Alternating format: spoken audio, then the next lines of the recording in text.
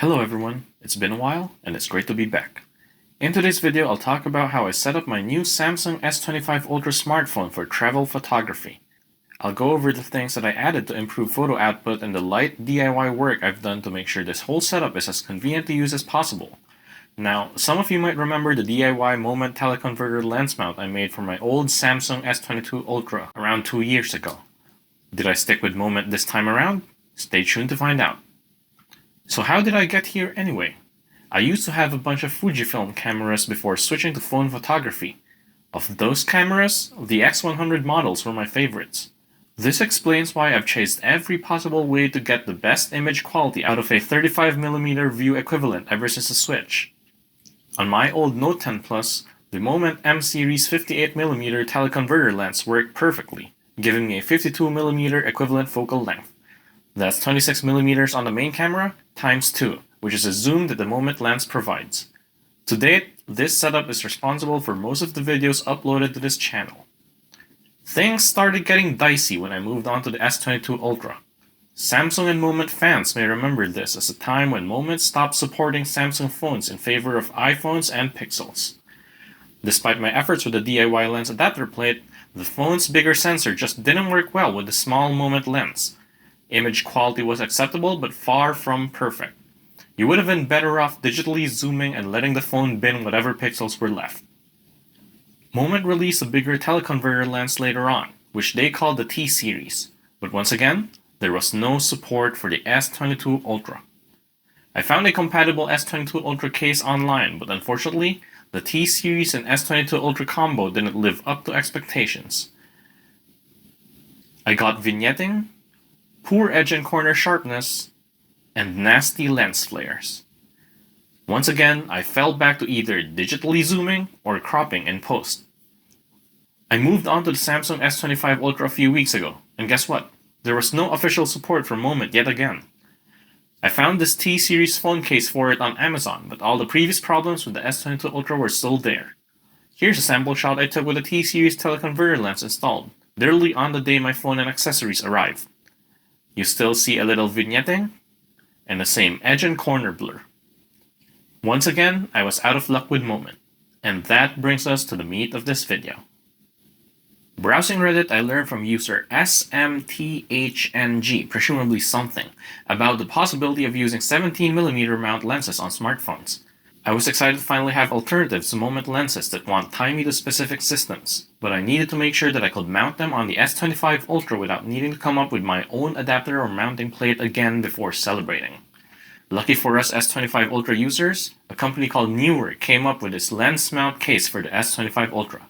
It's got adequate screen protection and MagSafe support. But above all else, it supports 17mm mount lenses through this sturdy metal plate right here. For your convenience, I'll include links for this case and all the other stuff I show you today in the description below. The package also includes this slide-on 67mm filter adapter, but I doubt I'd ever use it. Back to the lens mount.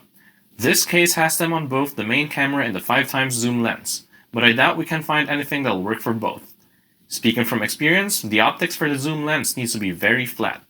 I previously found a solution for the S22 Ultra's 10x zoom lens, but we can save trying that setup on the S25 Ultra Super Zoom for next time. With the mounting solution secured, it was time to go lens shopping.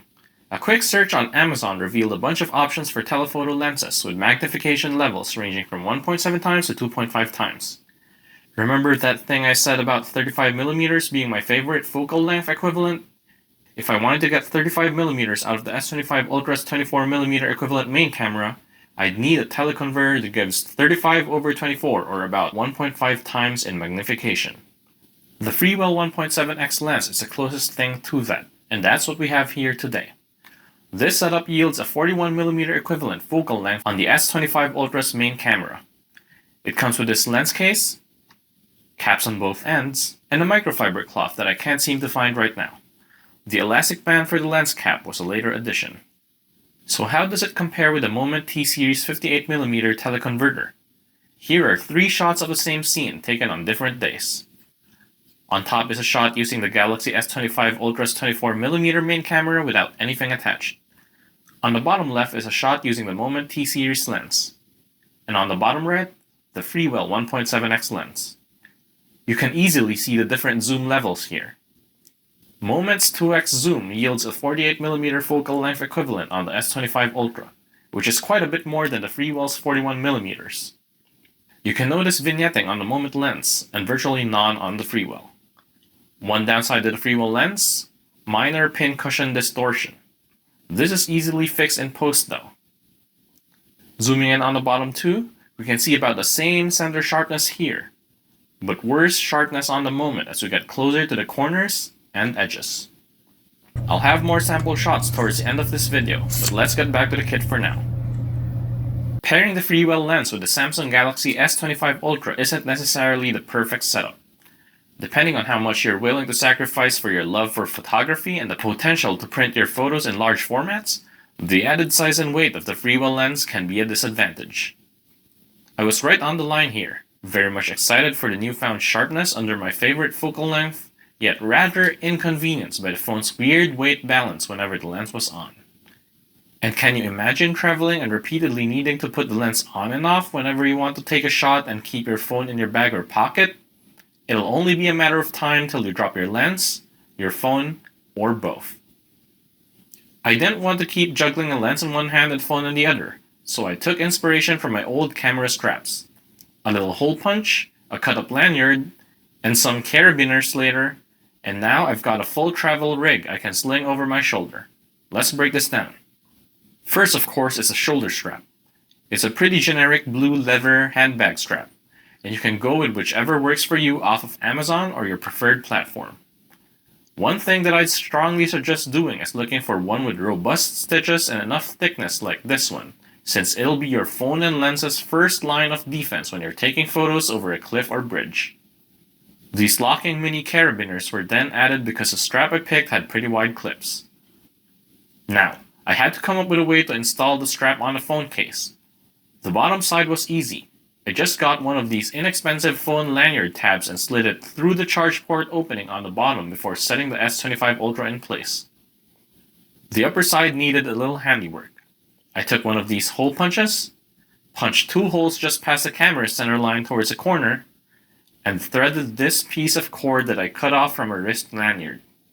I want to emphasize that the reason that I wanted the holes close to the corner was to work with the phone lens combo's weight balance and prevent it from flipping over when it's hanging from the strap.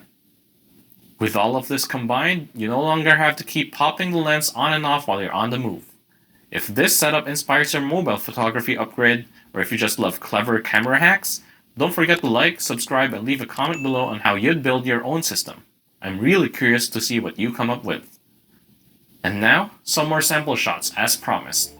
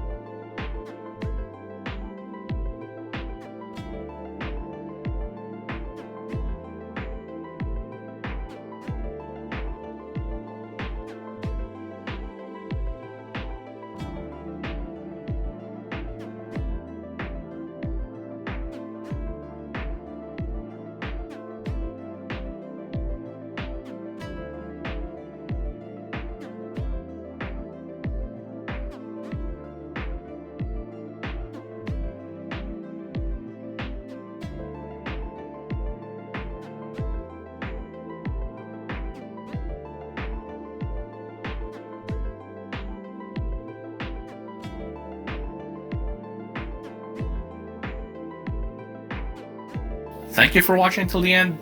I'll see you next time.